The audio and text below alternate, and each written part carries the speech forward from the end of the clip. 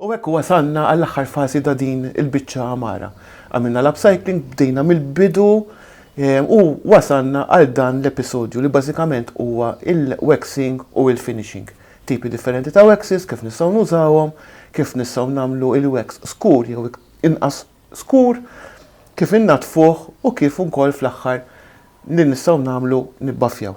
Nintaqgħu l-ġimgħa d-dieħla u prosit għall-aħħar fażi ta' din l-amara. Da suppost kellu jkun apple juice, le?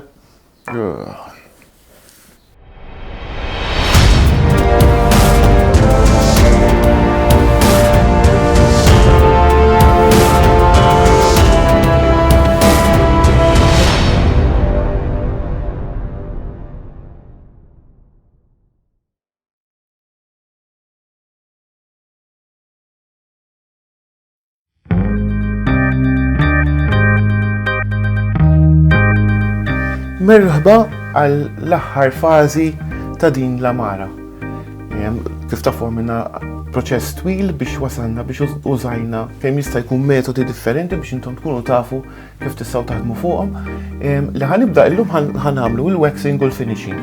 Imma qabel ma ħanagħti il-waxing ħanagħti ftit sanding biex noħroġ ftit linjam u ftit kuluri oħra li hemm minn taħt.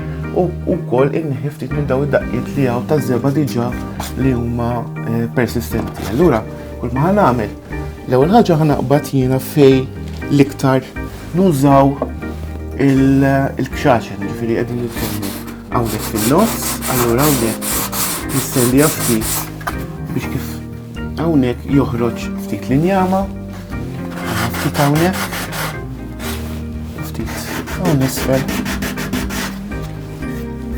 Mbagħad għandna fejn tinfetaħ il-biba. Allura hawnhekk nistgħu nistendjaw ftit. Issa meta nkunu qegħdin noħolqu dal-effett li jissejjaħ bħala xebixik. Ix-xebixik mhux kullum kien nagħtu bis-sending. Dik il-problema li għandna għax minn għalina li nkunu qegħdin intuha xeħta antika billi intuha ħafna sending. Imma ix-xebixik bażikament inti fej tuża l-iktar li ħajjimparax isu maż-żmien fej poġġejt idejk l-iktar iż-żeba bdiet titlaq. Ma ovvjament aħna żeba mhix ħad titlaq imma l-effett ħankunu qegħdin noħolquh minn qabel. Nagħmel ftit fil-kantuniera hawnhekk u ftit fil-kantuniera fejn tista' tintlaqat mal-amara. Issa, dak il-proċess lest nfarfru ftit fejn jista' jkun li daħlilna ftit trab. Ascending. Rajt fejn xkatlajna dak it-trabijiet nistgħu nneħħuhom kemm nimsu naqra bil-pinsel. Issa, il-French chic għandu 4 tipi ta' waxes, għandu il-clear wax li dak li huwa trasparenti, il-browning wax li f'dal każ nkun qegħdin nużawh, il-defining wax li huwa b'xi ftit jew wisq grease, ħankunu qegħdin nħaltuh ukoll mal-browning wax u mbagħad hemm il-white wax. Dal-każ jien ma xtaqx nuża l-white wax. Għal-raġuni jiena xtaqta toħroġ iktar fuq l-iskur milli fuq iċ-ċar. Dal-każ ukoll ħankun qed nuża pniezel normali. Hemm il-pniezel tal-wax li nistgħu nużaw, ma f'dal-każ peress li għandi ħafna irkejjen żgħar nippreferi nuża il-pniezel normali li jistgħu jagħmlu l-istess effett. Mela, kif nagħmlu l-wax? Mela, jekk tinnutaw hawnhekk għandna ir-raised stenciling, hawnhekk ħanagħti naqra mhux ħażin. U ħanagħti mhux ħażin biex jidħol taħt fix-quq ta' fejn għandna raised stenciling. Issa hawnhekk qed nagħti l-wax tal-mod. Aħna ma rridux daqshekk skur ovvjament. Kull ma ħanagħmlu biċċa ċarruta u nimsħu il-wax fejn ma rridux. Issa. U b'dan mod hawnhekk fejn għandna d-daqqiet tal-stenciling, il-forma tagħha mqabża ħarġet ħafna nħalluha tinxef u tibqa' kif hija. Issa.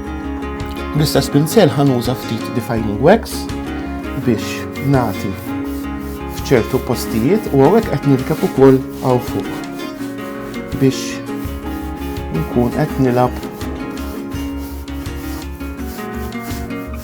b'xi mod bejn il-kexxum u l-kumplament tal-amar. Issa nieħu ftit browning wax ieħor ħantiħaw fuq se kif innutaw jien ukoll qed nimxi skont il-vina tal-injama biex id-daqqa tal-wax tibqa' dejjem dak il-post. U hekk b'dan mod aħna qegħdin noħolqu dan l-effett. Issa ħankompli nagħti l-kexxum dan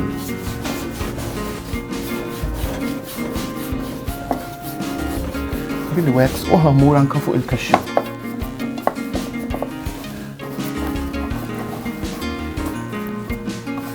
Biex dak il-gold li użajna fuq il-kexxum jintilef.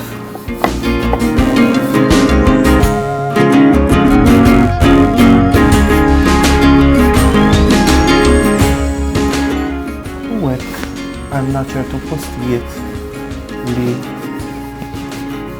bejn ċar u bejn skur. Allura qegħdin nilagħbu ftit anke bil-kulur. Jekk naraw li qabilna iż-żejjed browning wax, nistgħu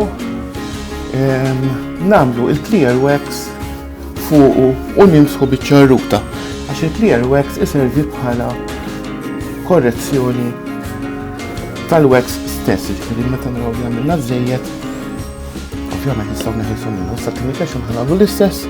Issa minix ħanitkellem imma ħanurikom bażikament jiena x'jien nagħmel.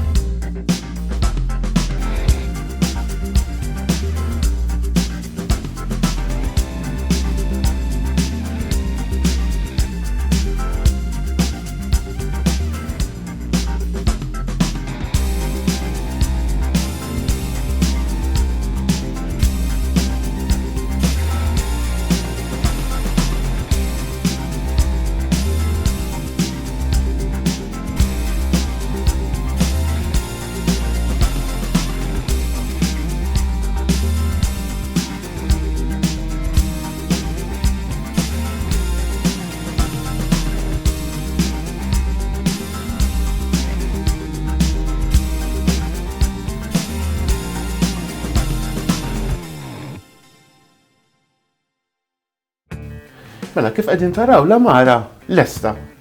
X'fadlilha l-aħħar ħaġa meta jinxef il-wax, eventwalment nistgħu naqbdu biċċa ċarruta u norkuha kemm nistgħu biex nattivaw ovvjament il-wax nkunu poġġejna. Kif inhi ġa lesta, ġifieri għal min irida xi ftit effett matt, jista' jħallija kif inhi, imma tistgħu taqbdu sponża sija wara li tkunu għamiltu l-wax, torku u tibdew taraw l-amara ġejja tleq. Mela, x'għamilna?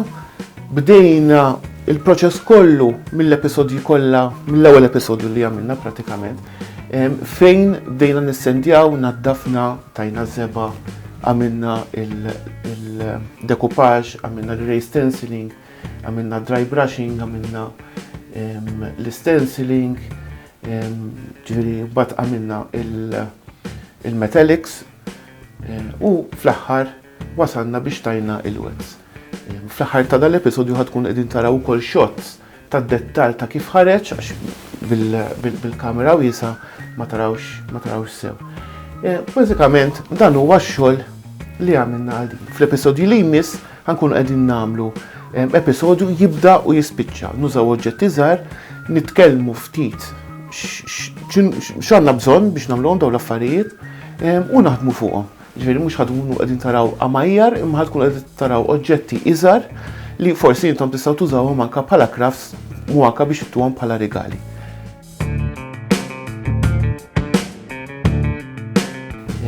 qabel ma nikkonkludu nixtieq infakkarkom li qegħdin taraw dal-episodju taħt il-video li qegħdin taraw hemm miktub Press Collib by Carlo, ħdejh hemm subscribe, għafsu lila u l-episodji li jmiss tkunu tistgħu tkunu tafu bihom meta jkunu qegħdin online. Grazzi.